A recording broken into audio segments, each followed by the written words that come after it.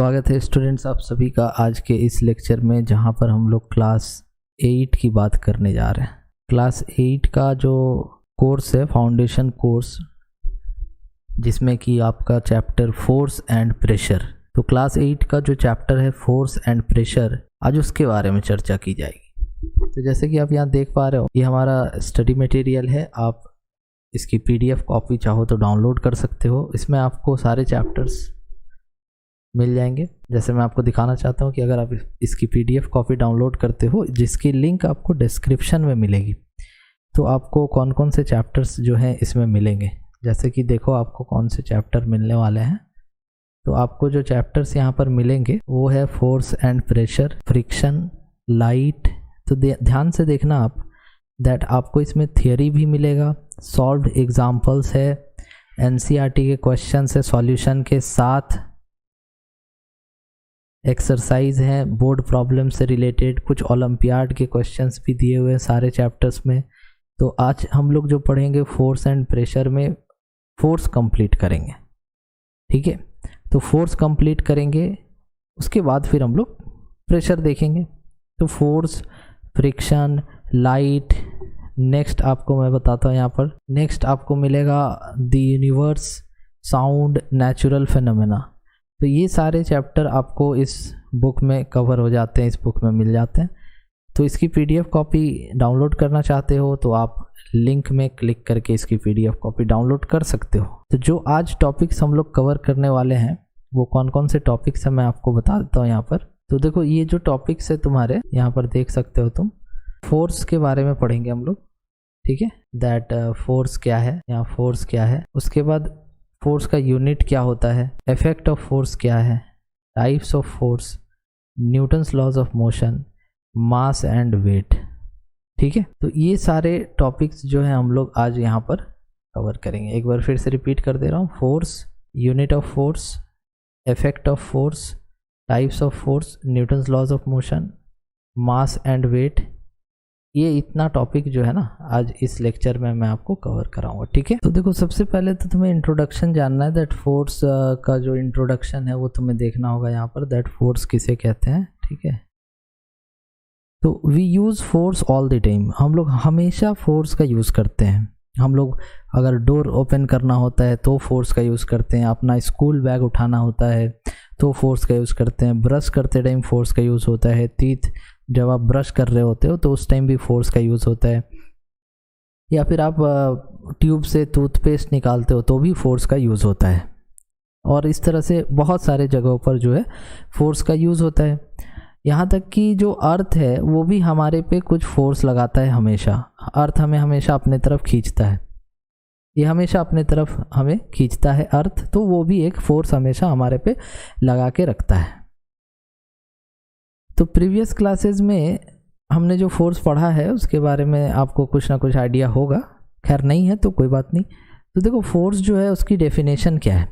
तो फोर्स की डेफिनेशन है the external agent which tends to set a body in motion. External agent मतलब कि बाहर से लगने वाला, एक्सटर्नल एजेंट मतलब बाहर से लगने वाला। The external agent which tends to set a body in motion और which changes the speed and direction. मतलब कि फोर्स क्या है, तो फोर्स एक एक्सटर्नल एजेंट है। फोर्स क्या है, फोर्स एक एक्सटर्नल एजेंट है। जैसे कि मान लो एक ब्लॉक रखा हुआ है टेबल पे और इस ब्लॉक को आप पुश करते हो, जैसे कि यहाँ पर एक टेबल है उसको पुश किया जा रहा है, तो ये जो आदमी है ये एक एक्सटर्नल एजेंट का काम कर रहा है और ये फोर्स अप्लाई कर रहा है। तो किसी बॉडी को अगर मोशन में लाना है, जैसे सपोज इस ब्लॉक को ही अगर आप मोशन में लाना चाहते हो, यहाँ पर जो ब्लॉक है इसे ही आप अगर मोशन में लाना चाहते हो, तो इसके लिए आपको बाहर से एक फोर्स इस पर लगाना पड़ेगा और वो इसका स्पीड को बदल सकता है। या फिर अगर मान लो कि कोई ऑब्जेक्ट है जो इस तरह से जा रहा है, ये बॉल है तो ये इस तरह से जा रहा है और आपके पास एक बैट है, ठीक है, और आप बैट से इस बॉल को मारते हो, तो ये जो डायरेक्शन है बॉल का जिधर जा रहा था वो बदल जाएगा। तो फोर्स क्या है, तो फोर्स आपका एक तरह से एक्सटर्नल एजेंट है, एक्सटर्नल एजेंट के द्वारा लगाया जा रहा है फोर्स, जो कि बॉडी को मोशन में ला सकता है या फिर उसके स्पीड में कोई बदलाव कर सकता है या फिर उसके डायरेक्शन में कोई बदलाव कर सकता है। यहाँ तक कि फोर्स जो है बॉडी का शेप और साइज को भी बदल सकता है। जैसे कि सपोज करो कि आपके पास एक लेमन है, नींबू, तो इस लेमन को अगर आप स्क्वीज़ करोगे तो इसका जो शेप होगा वो शेप इसका बदल जाएगा, है कि नहीं। फोर्स लगाने से इसका शेप जो है वो बदल जाएगा। तो इस तरह से आपने देखा कि फोर्स क्या क्या कर सकता है, फोर्स कौन है। तो फोर्स एक तरह से बाहरी लगने वाला एजेंट है, बाहर से लगने वाला एजेंट है, जो बॉडी को मोशन में ला सकता है, बॉडी के स्पीड को चेंज कर सकता है, बॉडी के डायरेक्शन को चेंज कर सकता है, यहाँ तक कि शेप ऑफ अ बॉडी भी चेंज हो सकता है फोर्स लगाने पर, ठीक है।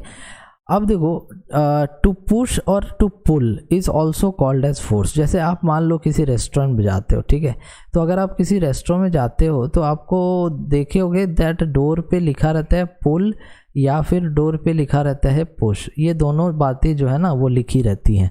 तो पुश और पुल दोनों लिखा रहता है। तो इसका ये मतलब हुआ कि अगर आप इसको पुल करोगे तो फोर्स लगाओगे या फिर पुश करोगे तो भी आप दरवाजे पे फोर्स लगा रहे हो।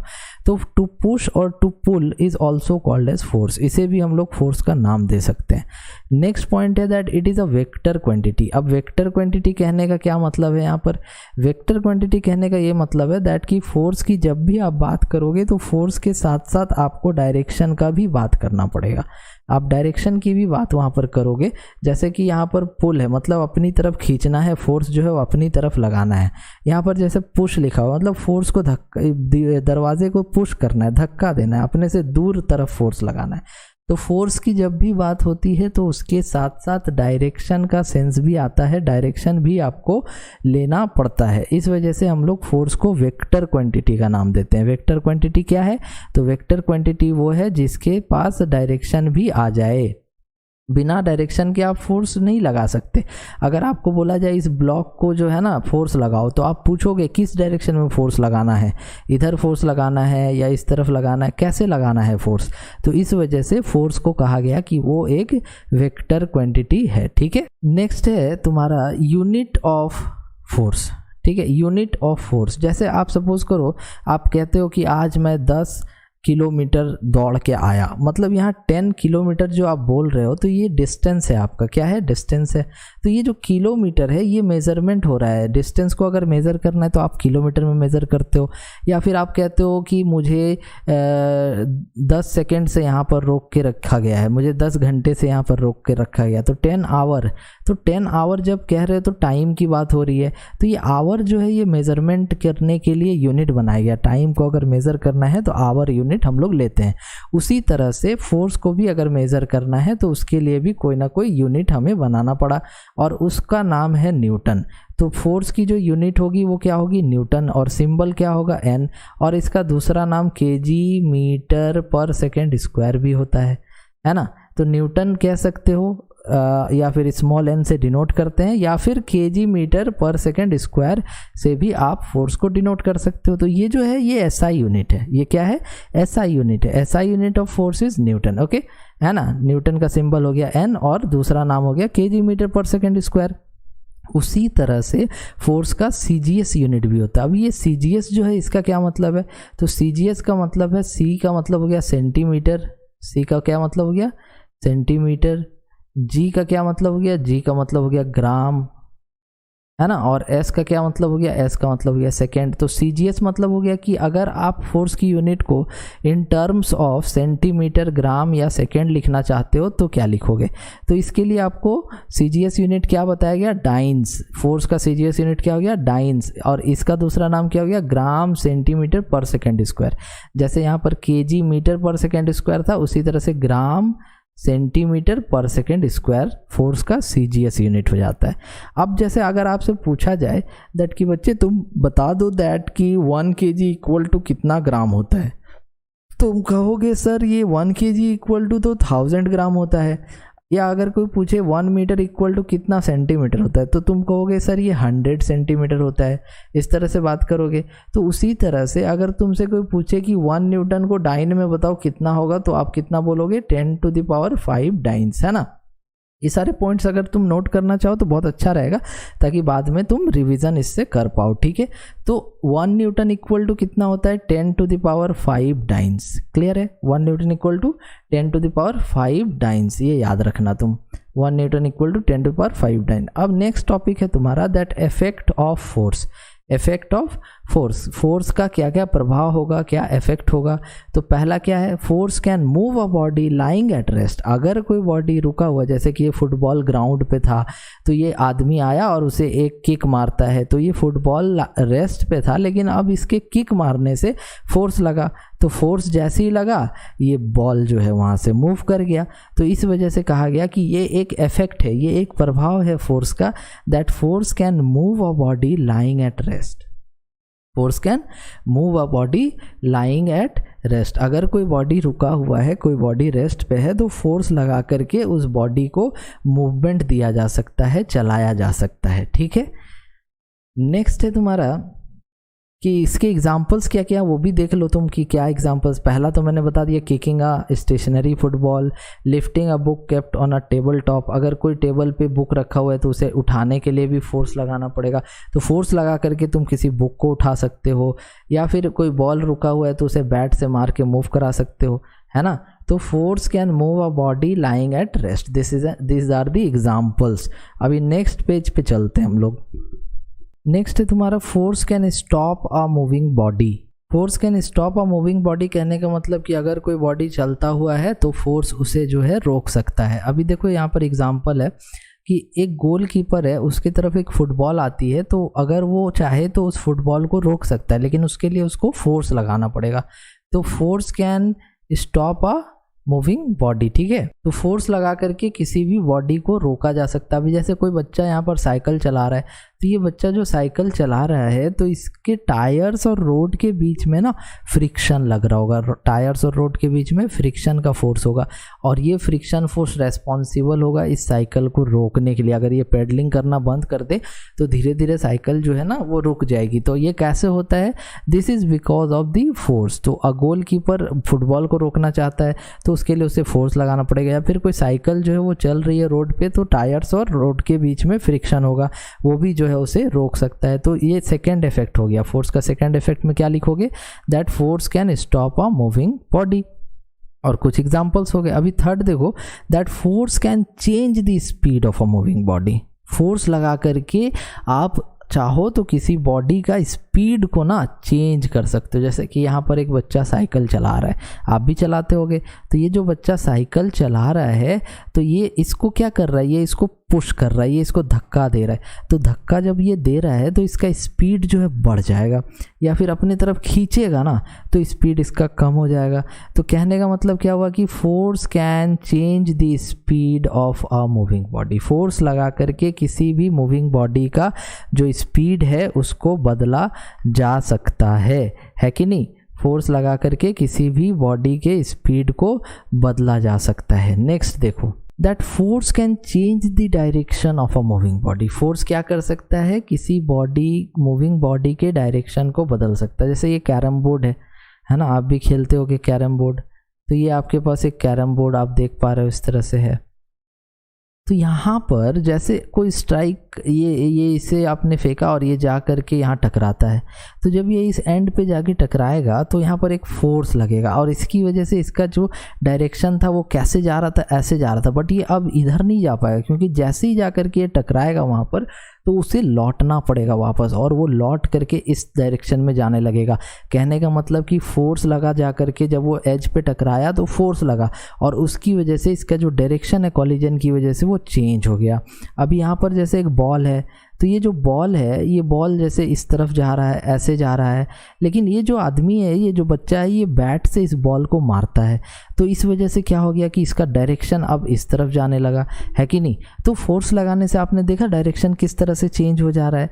अभी थर्ड एग्जांपल में देखो कि ये एक स्ट्रिंग में एक स्टोन को बांध दिया है और गोल गोल घुमा रहा है, तो यहाँ पर ये स्ट्रिंग जो है पूरा टाइट रहेगा, लूज नहीं रहेगा। कहने का मतलब कि इस स्ट्रिंग में भी एक फोर्स है जो इसको गोल गोल घुमाने में मदद कर रहा है। अगर ये स्ट्रिंग टूट जाता है तो ये स्टोन जो है गोल गोल नहीं घूमेगा, है ना, इस तरह से गोल गोल ये नहीं घूम पाएगा। तो ये तुम समझ गए दैट कि अगर तुम्हें फोर्स लगाना है और तुम चाहो तो डायरेक्शन भी किसी बॉडी का आप चेंज कर सकते हो। क्लियर है? तो ये तुम्हारा हो गया नेक्स्ट। अभी देखो आगे बढ़ते हैं, हम लोग कुछ और टॉपिक्स कवर करते हैं। नेक्स्ट है तुम्हारा force can change the shape and size of an object. अभी फोर्स लगा करके तुम चाहो तो किसी बॉडी का जो शेप और साइज है ना उसे भी बदल सकते हो। तो कैसे बदलोगे? तो ध्यान दो यहाँ पर, जैसे कि एक स्प्रिंग है, अब स्प्रिंग को चाहो तो तुम पुश कर सकते हो। तो पुश करने से जो ये स्प्रिंग है ना, ये स्प्रिंग छोटा हो जाएगा, तो इसे हम लोग कहते हैं कॉम्प्रेशन। तो यहाँ पर क्या हो रहा है? तो यहाँ पर ये कॉम्प्रेस्ड हो रहा है, यहाँ पर ये कॉम्प्रेस्ड हो रहा है, ठीक है। और चाहो तो तुम इसे खींच सकते हो इस तरफ। तो जब तुम इसे खींचोगे तो ये क्या होगा? ये इलोंगेट होगा। ये क्या होगा?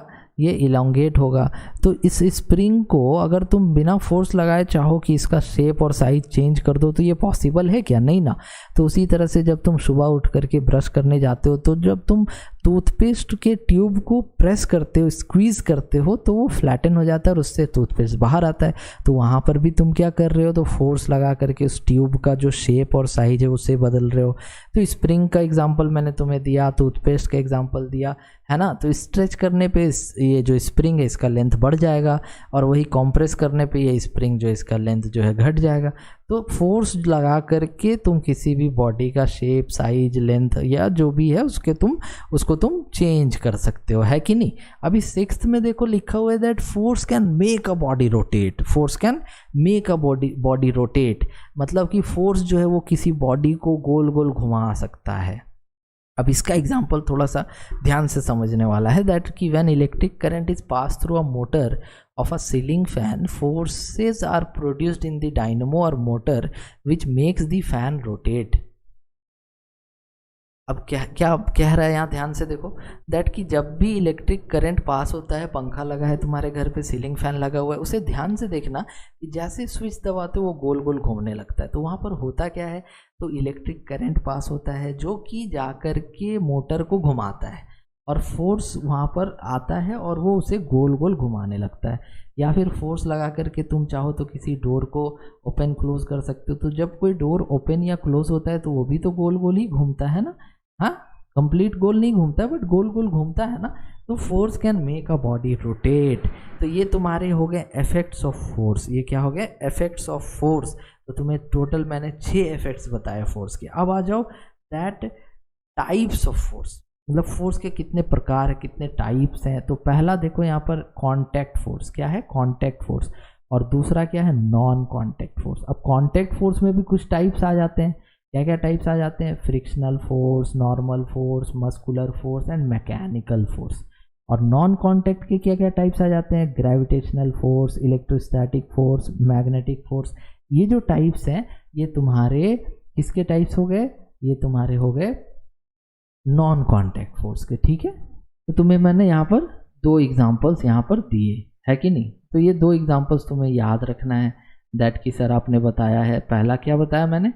तो electrostatic force, gravitational force and magnetic force. ये सारे एग्जांपल्स जो है ना तुम्हें याद रखने हैं, दैट कि सर ये जो है नॉन कांटेक्ट फोर्स है। और कांटेक्ट फोर्स का एग्जाम्पल कोई पूछे तो क्या बताओगे? कांटेक्ट फोर्स का एग्जाम्पल बता देना तुम, frictional force, normal force, muscular force and mechanical force.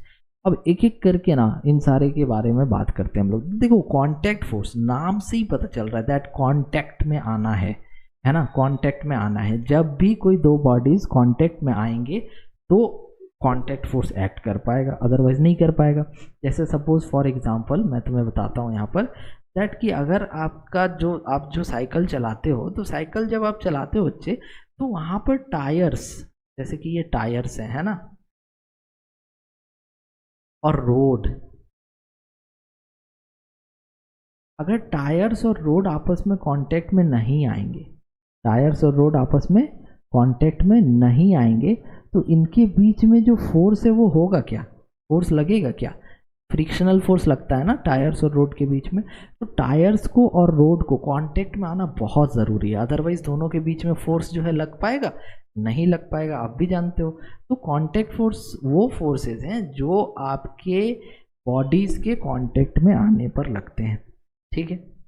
अभी नेक्स्ट इसका जो पहला एग्जाम्पल था वो था frictional force. That frictional force क्या है? तो फ्रिक्शनल फोर्स वो फोर्स है जो कि दो बॉडीज़ के बीच का मोशन को अपोज करे, दो बॉडीज़ के बीच का मोशन को अपोज करे। जैसे टायर्स जो है वो चाहता है रोल होना और आगे जाना, लेकिन फ्रिक्शन यहाँ दोनों के बीच में लग करके क्या कह रहा है? फ्रिक्शन जो है टायर्स और रोड के बीच में लग रहा है और वो क्या कह रहा है कि नहीं नहीं, मैं तो आगे नहीं जाने दूंगा, मैं रोक दूंगा मोशन को। तो फ्रिक्शन जो है इस तरह से मोशन को क्या कर रहा है? अपोज कर रहा है कि नहीं?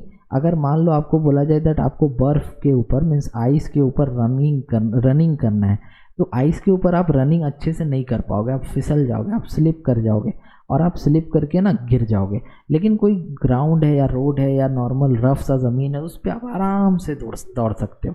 तो कहने का मतलब हो गया कि फ्रिक्शन जो एक ग्रिप देता है रिलेटिव मोशन को रोक करके। अगर मान लो कि रोड और टायर के बीच में फ्रिक्शन नहीं होता तो टायर स्लिप करता, उस पर ब्रेक लगाते आप गाड़ी रुकती नहीं। तो ऐसा कहाँ होता है? बारिश के टाइम पे। तो रेनी सीजन में देखना आप टायर्स जो होते हैं बहुत स्किड करते हैं। क्यों? क्योंकि सरफेस जो स्मूथ हो जाता है, सरफेस क्या हो जाता है? स्मूथ हो जाता है, और स्मूथनेस की वजह से फ्रिक्शन जो है कम हो जाता है। तो फ्रिक्शनल फोर्स क्या करता है? रिलेटिव मोशन या दो बॉडीज़ के बीच में अगर मोशन होना चाहे तो उसको अपोज करता है, उसको रोकना चाहता है फ्रिक्शनल फोर्स, है ना? समझ गए? तो यहाँ पर देखो, जब ये ब्लॉक है जो रखा हुआ है किसी ग्राउंड पे, जो ब्लॉक रखा हुआ है और ये हॉरिजॉन्टल सरफेस पे आगे जा रहा है वेलोसिटी से, तो फ्रिक्शन जो लग रहा है कहाँ लग रहा है? तो ग्राउंड और बॉडी का जो कॉन्टैक्ट सरफेस है ना, ये वाला, यहाँ पर फ्रिक्शन फोर्स एक्ट कर रहा है। यहाँ पर क्या एक्ट कर रहा है? यहाँ पर फ्रिक्शनल फोर्स एक्ट कर रहा है और ये चाहता है दैट कि इसे रोक दो, इसे आगे मत जाने दो, इसे यहाँ पर रोक दो। तो इस तरह से फ्रिक्शनल फोर्स लगता है। तो फ्रिक्शनल फोर्स किस डायरेक्शन में लगता है? तो frictional force acts in direction opposite to the direction of motion. मतलब कि ब्लॉक किस तरफ मोशन कर रहा था? तो ब्लॉक जो है आगे की तरफ मोशन कर रहा था, तो ब्लॉक का मोशन आगे की तरफ था, तो उसे रोकने के लिए फ्रिक्शनल फोर्स लग रहा है। मीन्स फ्रिक्शनल फोर्स जो है वो पीछे की तरफ लगेगा। और कहाँ पर लगेगा? जो कॉन्टैक्ट सरफेस है, मीन्स ये जो ब्लॉक है और ये जो ग्राउंड है, इसके बीच में जो सरफेस है ना कॉन्टैक्ट वाला, यहाँ पर फ्रिक्शनल फोर्स जो है लगेगा और ये चाहेगा कि मोशन को होने नहीं दे। ठीक है? तो सरफेस जितना स्मूथर होगा, smoother the surface the lesser is the friction. Surface जितना स्मूथ होगा फ्रिक्शन उतना ही कम होगा। अब देखो, फ्रिक्शन के कुछ टाइप्स यहाँ पर दिए हुए हैं, that what is static friction, what is kinetic friction. जैसे कि मान लो कि दो बॉडीज हैं और दोनों रुके हुए हैं, जैसे कि मान लो एक ब्लॉक है और ये ग्राउंड है, ये ब्लॉक है और ये ग्राउंड है। अभी यहाँ पर दोनों रुके हुए हैं, लेकिन आप जो है ना फोर्स लगा रहे हो, धक्का मार रहे हो, लेकिन ये आगे नहीं बढ़ रहा है। इसका मतलब कि जो सरफेस है ब्लॉक का और जो ग्राउंड है, इन दोनों के बीच में कोई मोशन नहीं है। तो इस टाइप का जहाँ भी सिचुएशन दिखे तो आपको कहना है कि सर वहाँ पर जो है ना स्टैटिक फ्रिक्शन लग रहा है। तो which acts when body is stationary. जब भी कोई बॉडी रुका हुआ है लेकिन वहाँ मोशन होना चाहता है, वो आगे बढ़ना चाहता है लेकिन आगे नहीं बढ़ पा रहा है, क्योंकि फ्रिक्शन जो है ना ऑपोजिट डायरेक्शन में लग करके उसको रोक के रखा हुआ है। तो जब भी बॉडीज स्टेशनरी होते हैं तो वहाँ पर स्टैटिक फ्रिक्शन होता है, और जब बॉडीज मूविंग होते हैं, जैसा कि यहाँ पर एग्जांपल है दैट कि यहाँ पर हॉरिजॉन्टल सरफेस पे ब्लॉक आगे की तरफ जा रहा है, तो इस जगह पर जो है फ्रिक्शन फोर्स लग रहा है। कौन सा फ्रिक्शन लग रहा है? Kinetic friction. तो स्टैटिक फ्रिक्शन कहाँ लगेगा? जब दो सरफेस या दो बॉडीज आपस में रेस्ट पे हो। और काइनेटिक फ्रिक्शन कहाँ लगेगा? तो काइनेटिक फ्रिक्शन वहाँ लगेगा जब दो बॉडीज आपस में स्लाइड कर रहे हैं, जैसे कि ग्राउंड के ऊपर कोई ब्लॉक स्लाइड करके आगे जा रहा है, तो उस टाइम पे जो फ्रिक्शन एक्ट कर रहा है ग्राउंड और सरफेस के बीच में जो फ्रिक्शन लग रहा है वो काइनेटिक फ्रिक्शन है। कौन सा फ्रिक्शन है? काइनेटिक फ्रिक्शन है। तो काइनेटिक फ्रिक्शन आप बोलना कि जब सरफेस के बीच में स्लाइडिंग हो तो काइनेटिक फ्रिक्शन, जब सरफेस के बीच में स्लाइडिंग ना हो तो स्टैटिक फ्रिक्शन। ठीक है? अभी नेक्स्ट है तुम्हारा दैट नॉर्मल फोर्स क्या है। ठीक है? The force acting on a body perpendicular to the surface of contact is called normal force. Tension and spring force are also contact forces. देखो, जैसे सपोज करो कि एक टेबल है ना, और इस टेबल पे एक ब्लॉक रखा हुआ है कि नहीं? तो ये जो ब्लॉक है, ये इसका वेट किधर लगेगा? तो अर्थ की तरफ वेट लगेगा इसका। तो ये वेट जो है ये पुश करेगा किसको? इस टेबल को। तो टेबल टूट क्यों नहीं जाता? क्योंकि टेबल भी ऑपोजिट में एक फोर्स देता है, टेबल भी उसके ऑपोजिट में एक फोर्स देता है ऊपर की तरफ, और ये कैसा होता है? तो ये सरफेस के परपेंडिकुलर होता है। जैसे कि दीवार है, मान लो कि ये वॉल है, और इस वॉल को ना आप धक्का मारते हो, पुश करते हो, तो ये वॉल टूट जाना चाहिए, लेकिन ऐसा नहीं होता है। तो जब आप फोर्स लगाते हो दीवार पे, तो दीवार भी आपको एक फोर्स देता है इस तरह से। इसी वजह से जो फोर्सेस होते हैं बैलेंस्ड हो जाते हैं। तो ये जो फोर्स होता है ये नॉर्मल फोर्स होता है। तो नॉर्मल फोर्स कौन सा फोर्स है? तो नॉर्मल फोर्स वो फोर्स है जो सरफेस देता है परपेंडिकुलर, है ना, जब आप उसके कांटेक्ट में आते हो। याद रखना ऐसे कि नॉर्मल फोर्स वो फोर्स है जो सरफेस देता है, परपेंडिकुलर होता है वो, और बाहर की तरफ होता है सरफेस से, ठीक है ना, और जब आप उसके कांटेक्ट में आते हो। नेक्स्ट है आपका मस्कुलर फोर्स। तो ये तो बहुत आसान है। दैट मस्कुलर फोर्स क्या होता है? जैसे कि आपको कोई फिजिकल एक्टिविटी या टास्क दिया जाए करना है, दैट फिजिकल एक्टिविटी या कोई टास्क आपको करना है, तो किसी भी फिजिकल एक्टिविटी को या फिर टास्क को करने के लिए आपको कुछ ताकत चाहिए ना, फोर्स चाहिए ना। वो फोर्स जो होता है वो मस्कुलर फोर्स होता है। अब जैसे मान लो कि बुलक कार्ट है, उसको खींचना है, तो एनिमल जो होगा, हॉर्स या डोंकी या फिर कोई कैमल्स या फिर बुल जो भी होगा, उसके पास मस्कुलर फोर्स होना चाहिए, ताकत होना चाहिए, तभी जा कर के आप किसी टास्क को कर पाते हो। तो इसमें भी आपको उस बॉडी के कांटेक्ट में आना पड़ेगा। जैसे मान लो कि टेबल पे कोई किताब रखा हुआ है, ये टेबल है और इस पर कोई बुक रखा हुआ है इस तरह से, है ना, तो इस बुक को उठाने के लिए आपको इस बुक के कांटेक्ट में आना पड़ेगा ना। तो यहाँ पर आपको कौन सा फोर्स देना होगा? यहाँ पर आपको देना होगा मस्कुलर फोर्स, ठीक है। नेक्स्ट आपका है mechanical force. That mechanical force किसे कहते हैं? ठीक है, मैकेनिकल फोर्स। अब जैसे मशीन है, ठीक है, या फिर कार की इंजन है, तो mechanical force produced by car engine, उसके लिए आपको क्या करना होता है? वहाँ पर कुछ पावर देना होता है ना। जैसे कार की मशीन, कार की जो इंजन है, वो उसे काम कराने के लिए आप पेट्रोल डलाते हो, पेट्रोल जा कर के केमिकल रिएक्शन की वजह से वो हीट प्रोड्यूस करता है और वो जा कर के फिर टरबाइन को घुमाता है। तो इस तरह से मशीन्स जो वर्क करते हैं, तो मशीन्स को वर्क करने के लिए मैकेनिकल फोर्स की ज़रूरत होती है। तो the force exerted by machine is called mechanical force. The force exerted by machine is called mechanical force. और इसमें भी जो है वो पार्ट्स जो है मशीन के, वो आपस में कांटेक्ट में आएंगे। अब जैसे मान लो कि आपको mechanical force produced by car engine and mechanical force produced by the turbines in hydroelectric power station are example of mechanical force. Hydroelectric power station कहने का मतलब क्या हो गया कि जहाँ पर पानी से बिजली बनाया जाए। जैसे कि बहुत ऊंचाई से जब पानी नीचे गिरता है तो वो जाकर के टरबाइन को टकराता है। तो जब वो टरबाइन को टकराता है तो टरबाइन घूमने लगता है, और वो टरबाइन घूमता है तो वो जाकर के जनरेटर को घुमाता है। तो टरबाइन जनरेटर को घुमा रहा है, तो वहाँ पर कौन सा फोर्स है? मैकेनिकल फोर्स है। कौन सा फोर्स है? टरबाइन जनरेटर को घुमा रहा है, तो वो कौन सा फोर्स है? मैकेनिकल फोर्स है। तो वहाँ पर बॉडीज़ को आपस में, पार्ट्स को आपस में कनेक्टेड होना चाहिए, कॉन्टेक्ट में होना चाहिए, तभी तो मैकेनिकल फोर्स लगेगा। इसीलिए mechanical force is also an example of contact force, ठीक है। अब देखो, अब आ जाओ तुम नॉन कॉन्टैक्ट फोर्स में। दैट कि नॉन कॉन्टैक्ट फोर्स के क्या क्या एग्जांपल्स हैं और इसे कैसे डील करेंगे। तो जब बॉडीज़ को आपस में कॉन्टैक्ट में आने की कोई ज़रूरत नहीं है, तो उस टाइम पे वैसे जो फोर्सेस होते हैं उन्हें हम नॉन कॉन्टैक्ट फोर्स कहते हैं, ठीक है। अब इसका एक एग्जांपल क्या है? Gravitational force. इसका एग्जांपल है ग्रेविटेशनल फोर्स। जैसे फॉर एग्जांपल कि अगर अर्थ से ऊपर कोई बॉडी रखा हुआ है, मान लो कि अर्थ से ऊपर, ये अर्थ है और यहाँ से कोई बॉडी को आप ड्रॉप करते हो, तो क्या ये बॉडी नीचे नहीं जाएगा? बिल्कुल जाएगा। तो क्या ये अर्थ के कांटेक्ट में था क्या? या विदाउट किसी कांटेक्ट के भी इस पे फोर्स लग रहा था? तो विदाउट किसी कांटेक्ट पे भी इस पे फोर्स लग रहा है ना। तो कोई बॉडी अगर अर्थ के कांटेक्ट में नहीं है तो भी उस पर फोर्स लगता है, और उस फोर्स को बोला जाता है ग्रेविटेशनल फोर्स।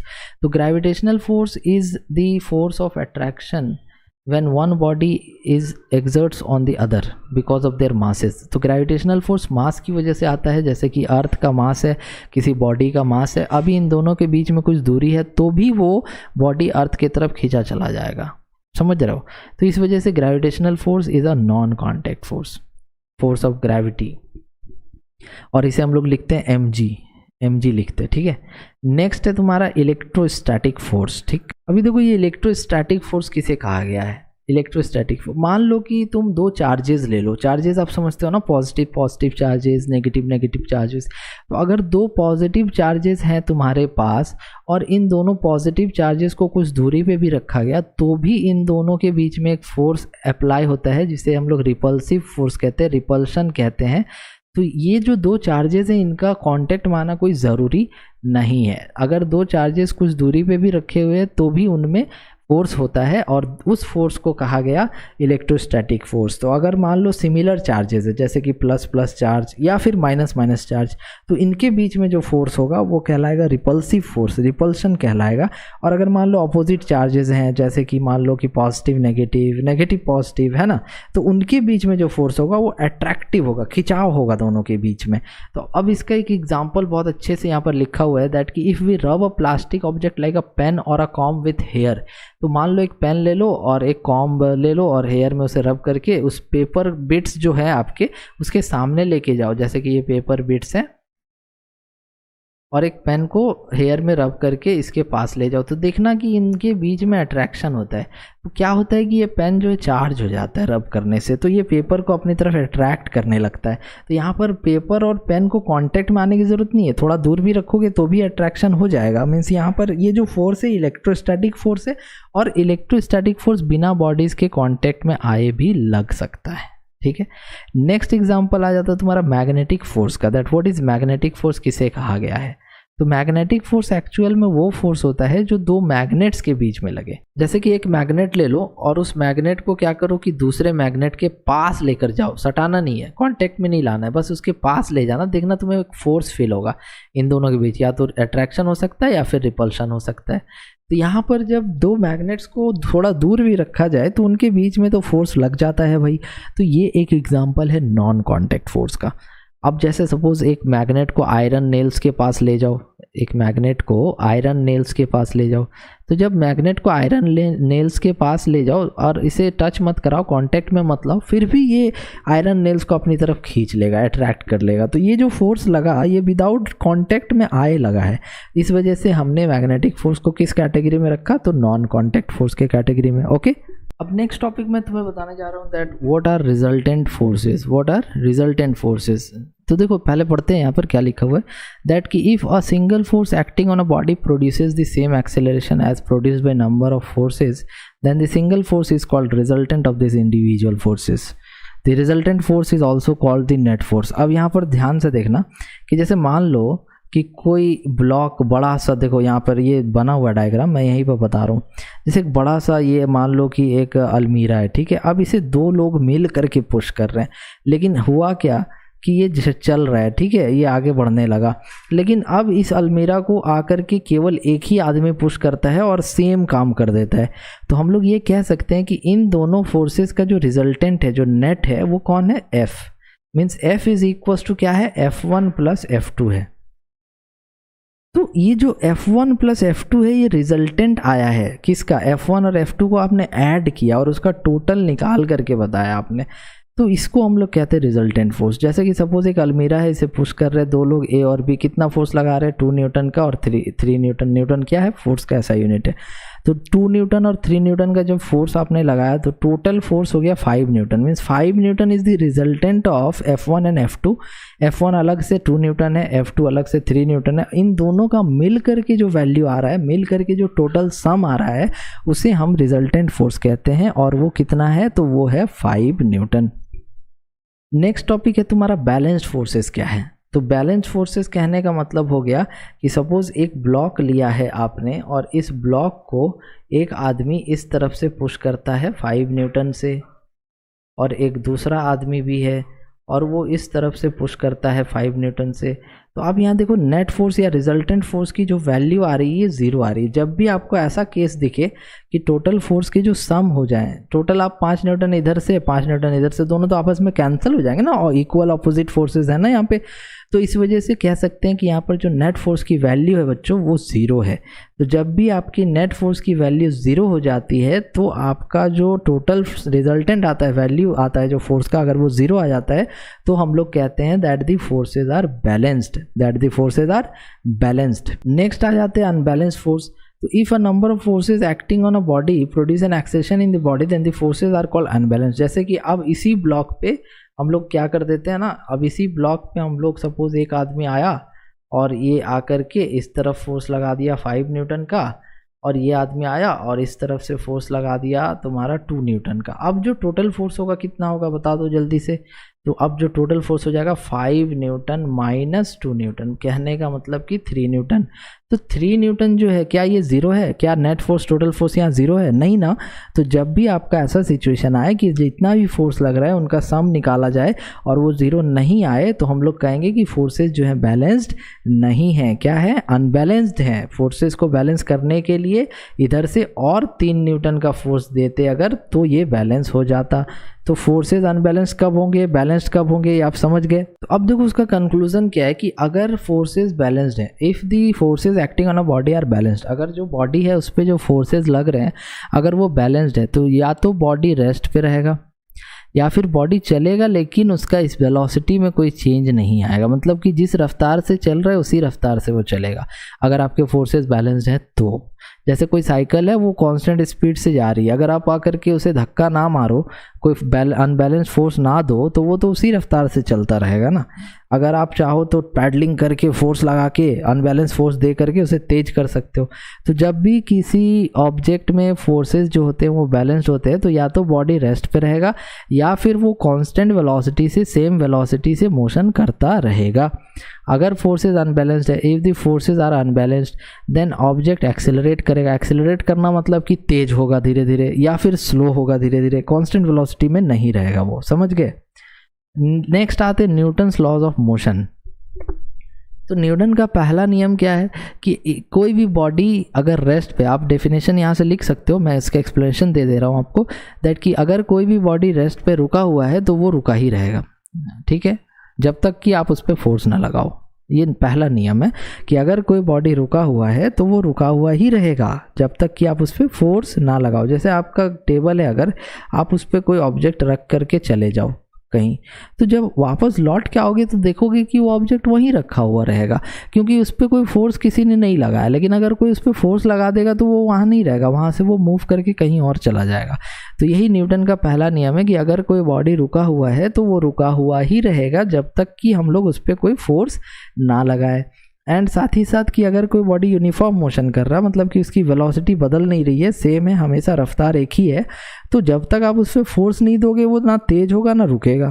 तो ये न्यूटन का पहला नियम है। अब आते हैं इनर्शिया पे। तो इनर्शिया क्या है? तो इनर्शिया बॉडी की एक ऐसी प्रॉपर्टी होती है जो उसके स्टेट को बनाए रखती है। स्टेट कहने का मतलब कि इनर्शिया जो होता है बॉडी का टेंडेंसी होता है दैट कि अगर बॉडी रेस्ट में है तो वो चाहता है कि रेस्ट पे ही रहे, चल रहा है तो वो चाहता है चलते रहे, अगर सीधा जा रहा तो चाहता है सीधा जाते रहे। तो ये जो प्रॉपर्टी होती है ना बॉडी की, किसी वस्तु की, उसे हम इनर्शिया कहते हैं।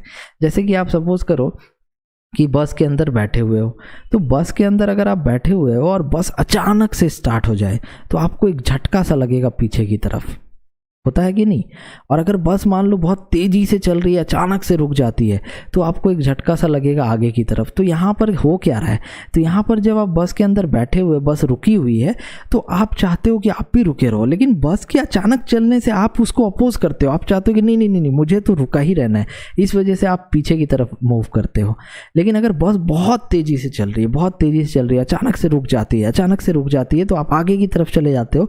तो आप यहाँ पर जैसे बस के साथ चल रहे थे तो आप कोशिश करते हो कि नहीं नहीं नहीं, मुझे तो चलते ही रहना है, और उसको अपोज करने के लिए आपका जो बॉडी है पूरा वो आगे की तरफ चला जाता है। तो इसी के एग्जांपल्स आ जाते हैं, इनर्शिया के एग्जांपल मतलब टाइप्स आ जाते हैं, inertia of rest, inertia of motion, है ना। तो इनर्शिया ऑफ रेस्ट का एग्जांपल मैंने, जो बस के अंदर आप बैठे हुए हो, अचानक से बस स्टार्ट होती है, आप बैकवर्ड चले जाते हो, या फिर कोई कारपेट को आप स्टिक से बीट करते हो तो जो डस्ट पार्टिकल होते हैं उससे नीचे चले जाते हैं। तो ये एक्चुअल में डस्ट पार्टिकल वाला एग्जांपल मैं थोड़ा सा एक्सप्लेन कर देता हूँ। जैसे कि ये कारपेट है, अब इस पर बहुत सारे डस्ट पार्टिकल्स ऐसे हैं, आप इसको स्टिक से किसको मारोगे? कारपेट को, तो कारपेट पीछे चल जाएगा। लेकिन ये डस्ट पार्टिकल चाहेंगे नहीं नहीं नहीं भाई, हमें तो रुके रहना है, यहीं पर रह जाएंगे, और ये कारपेट पीछे चला जाएगा। तो इस वजह से डस्ट पार्टिकल जो है कारपेट से अलग हो जाते हैं। है ना। तो इनर्शिया ऑफ मोशन में आते हैं। इनर्शिया ऑफ मोशन का क्या एग्जांपल है, तो एक एग्जांपल तो ये हो गया कि बस चल रही है तो आप भी कोशिश करते हो चलते रहने का, इस वजह से आप आगे की तरफ चले जाते हो, तो ये एक मोशन का एग्जांपल हो गया इनर्शिया ऑफ मोशन का, ठीक है। नाउ मास एंड इनर्शिया, तो देखो मास एंड इनर्शिया में क्या रिलेशन है। अगर कोई ऑब्जेक्ट बहुत बड़ा है, बहुत लार्ज है, तो उसका इनर्शिया उतना ही ज़्यादा होगा। कहने का मतलब कि अगर सपोज कोई बहुत बड़ा सा ऑब्जेक्ट है और आप छोटे से हो, आपकी तरफ वो बड़ा सा ऑब्जेक्ट आ रहा है, अगर आप इसे रोकना चाहो तो आप नहीं रोक पाओगे, क्योंकि इसका इनर्शिया बहुत ज़्यादा है, इसका जो टेंडेंसी है, इसका जो मोशन में रहने का जो मन है, चाहत है, वो बहुत ज़्यादा है, तो इसे रोकना बहुत मुश्किल है। लेकिन अगर छोटा सा ऑब्जेक्ट है और आप इसको रोकना चाहते हो, आपकी तरफ ये आ रहा है, तो आराम से रोक सकते हो, क्योंकि जितना ऑब्जेक्ट का मास कम होगा उसका टेंडेंसी जो है मोशन में रहने का या रेस्ट में रहने का उतना ही कम होता है। अगर मास बहुत ज़्यादा है ना बॉडी की, तो उसका मोशन में रहने का या रेस्ट में रहने का टेंडेंसी उतना ही ज़्यादा होता है। इसीलिए कहा गया है कि larger the mass of the body larger is the inertia. तो it is more difficult to stop a cricket ball then a tennis ball. तो क्रिकेट बॉल जो है डिफ़िकल्ट है रोक पाना, क्योंकि वो ज़्यादा भारी होता है। टेनिस बॉल को रोक पाना आसान है, क्योंकि वो हल्का होता है। अब आ जाओ Newton second law of motion पे। तो देखो Newton second law of motion क्या कहता है। Newton second law of motion ये कहता है कि force is equal to the product of mass, force equal to product of mass and acceleration. अब भाई यहाँ मास तो हमें पता है कि बॉडी का मास होता है, एक्सेलरेशन क्या है, तो acceleration is equal to change in velocity by time. मतलब कि अगर कोई बॉडी चल रहा है 5 मीटर पर सेकेंड से और उसका वेलोसिटी जो है चेंज हो गया और कितना हो गया 10 मीटर पर सेकेंड, तो 5 मीटर पर सेकेंड से चेंज होकर के उसका वेलोसिटी हो चुका है 10 मीटर पर सेकेंड और टाइम लगा है 2 सेकेंड का। तो एक्सेलरेशन कितना होगा, acceleration equals to final velocity that is 10 metre per second minus initial velocity that is 5 meter per second divided by 2 means 10 minus 5 by 2 2.5 metre per second square. तो ये acceleration है। Acceleration कब आएगा, जब वेलोसिटी में कोई चेंज हो, velocity में कोई बदलाव हो।